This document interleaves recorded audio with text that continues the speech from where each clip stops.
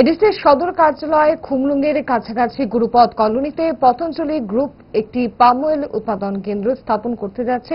এই পতঞ্জলি গ্রুপ রাজ্যের 5টি জেলা খোয়াই, পশ্চিম ত্রিপুরা জেলা গোমতী এবং ত্রিপুরা জেলায় পাম অয়েল চাষ করবে।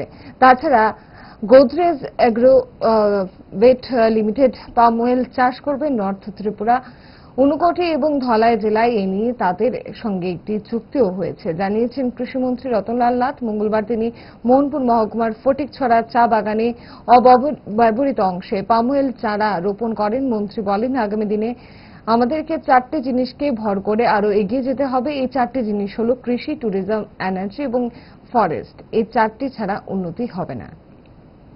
70% 100% পারতাম না, 70% যেন করতে পারি ধীরে ধীরে। আর আমাদের রাজ্যে, আমাদের দেশের মধ্যে সবচেয়ে ভালো পাম অয়েল হয় কোথায়?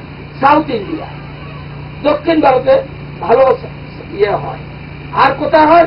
উত্তর পূর্বাঞ্চলে, ত্রিপুরা, মিজোরাম, নাগাল্যান্ড, এইসব জায়গাগুলিতে সবচেয়ে বেশি পাম অয়েল উৎপাদন হয় এবং মাটি আমাদের জন্য ভালো। তো আমরা এই জন্য একটা চুক্তি করছি, সরকার কালো চুক্তি করছি, গোদরেজ এগ্রো ভেট লিমিটেডের সাথে একটা চুক্তি করছি। তাদেরও 3টা ডিস্ট্রিক্ট দিচ্ছি, উত্তর ত্রিপুরা, ঊনকোটি, ধলাই জেলা। আর পতঞ্জলি গ্রুপে দিচ্ছি 5টা ডিস্ট্রিক্ট, খোয়াই, পশ্চিম ত্রিপুরা, সিপাহী জেলা, গোমতী, দক্ষিণ ত্রিপুরা। এদের কাজ হইল আমরা এই যে চারা লাগামো, চারা কই পাবো? প্রথম চারা আনছি আমি ওখানে গেছিলাম মালয়েশিয়ার থেকে, বিদায়িত। আমরা এখন তাদের চুক্তি করছি, না তোমরা চারা সাপ্লাই দিবা। আর কি করবা?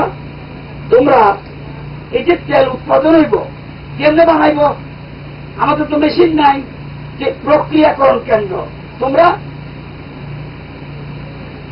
এই যেটা আমরা পতঞ্জলিও করণ রাখবো, গোদরেজও করণ রাখবো। পতঞ্জলি অলরেডি একটা জায়গা ঠিক করছে, গুরুপদ কলোনি খুমলুঙ্গের কাছে। তারা এখানে প্রক্রিয়াকরণ কেন্দ্র, অর্থাৎ যখন ফল বাইরিব এই ফলটারে তারা নিয়ে যাইব, নিয়ে তারা তেল বাইর করবো।